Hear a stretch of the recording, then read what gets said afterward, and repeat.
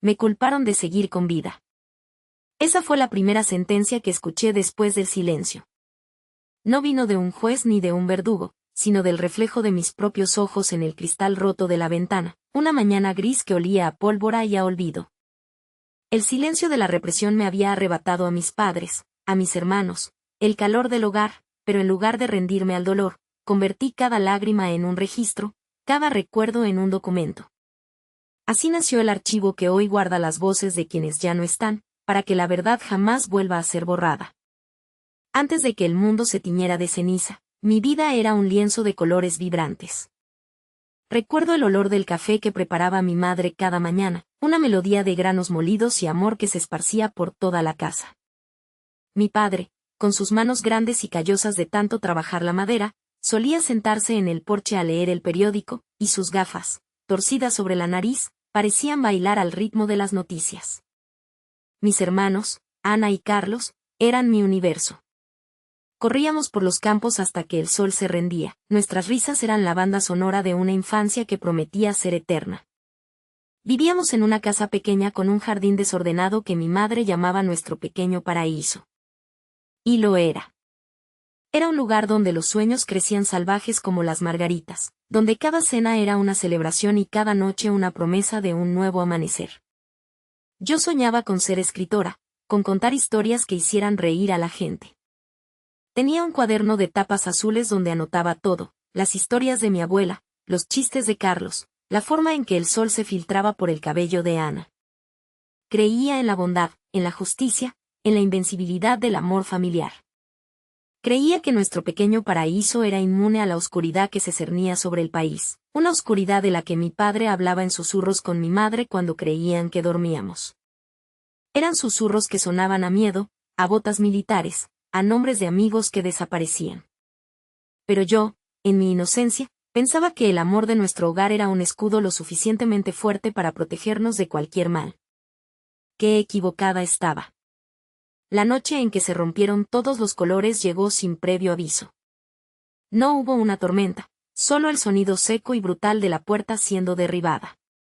Eran hombres sin rostro, vestidos de un verde oscuro que se tragaba la luz. Olían a metal y a obediencia ciega. Arrancaron a mi padre de la mesa, sus ojos fijos en los míos, una mezcla de terror y una orden silenciosa. Sobrevive.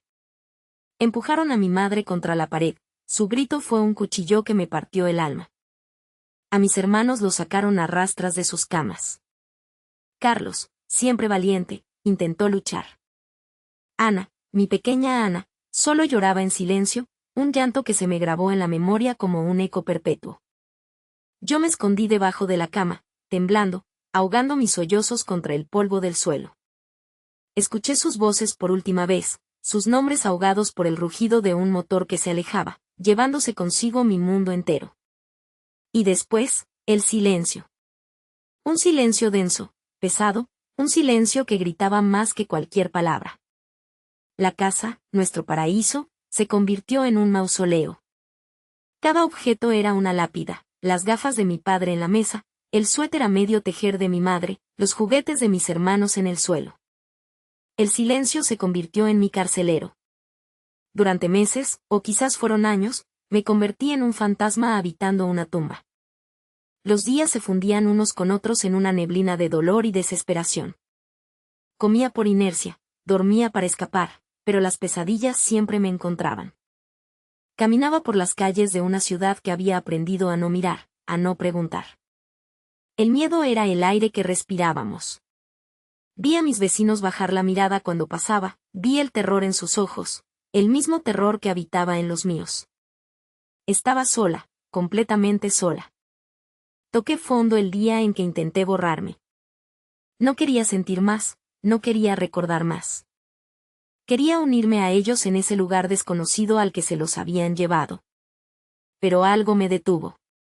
Quizás fue el recuerdo de la última mirada de mi padre, esa orden silenciosa de sobrevivir. O quizás fue el sol, que se atrevió a filtrarse por la ventana sucia, iluminando una pequeña fotografía que había caído al suelo. Éramos nosotros, en el jardín, riendo. Éramos la prueba viviente de que el amor y la alegría habían existido en ese lugar. En ese momento, en lo más profundo de mi abismo, una pequeña llama se encendió. Era una llama de rabia, una rabia furiosa contra el silencio, contra el olvido. Si no podía traerlos de vuelta, al menos podía asegurarme de que nadie los olvidara. Esa fotografía fue la primera pieza de mi archivo. El punto de inflexión no fue un gran evento, sino una decisión silenciosa y terca. Comencé a buscar. Iba de puerta en puerta, buscando a otras familias rotas, a otros sobrevivientes del silencio. Al principio, me recibían con desconfianza, con miedo. Pero en mis ojos veían el mismo dolor, y poco a poco, las puertas se empezaron a abrir. Recolecté nombres, fechas, fotografías descoloridas, cartas de amor que nunca llegaron a su destino. Cada objeto era un fragmento de una vida robada, un susurro que se negaba a desaparecer. Convertí mi casa, el mausoleo, en un santuario. Las paredes se llenaron de rostros, de historias. Cada noche, me sentaba en medio de ese coro de recuerdos y escribía. Escribía sus biografías, sus sueños, sus pequeñas manías. El cuaderno azul de mi infancia se llenó de testimonios. Ya no era una escritora de ficciones felices, sino una cronista de la verdad. Fue un trabajo lento, doloroso y peligroso. Recibí amenazas. Me siguieron. Intentaron intimidarme, silenciarme de nuevo. Pero ya no tenía miedo. El amor por mi familia, por todas las familias, era un escudo mucho más fuerte que el que había imaginado de niña. El archivo crecía, se convertía en un organismo vivo, un monumento de papel y tinta contra la tiranía. Dejé de ser la víctima, la huérfana, la sobreviviente. Me convertí en la guardiana de la memoria. El día en que el régimen cayó, no sentí euforia, sino una calma solemne. El trabajo no había terminado. Era el momento de que el mundo escuchara las voces que había guardado con tanto celo. Organicé una exposición en la Plaza Central, el mismo lugar donde se habían celebrado los desfiles militares, las demostraciones de poder. Colgué cientos de fotografías, ampliadas, para que nadie pudiera ignorar sus miradas. Puse altavoces que reproducían fragmentos de las cartas, de los testimonios. Las voces de los desaparecidos llenaron el aire, rompiendo por fin el silencio.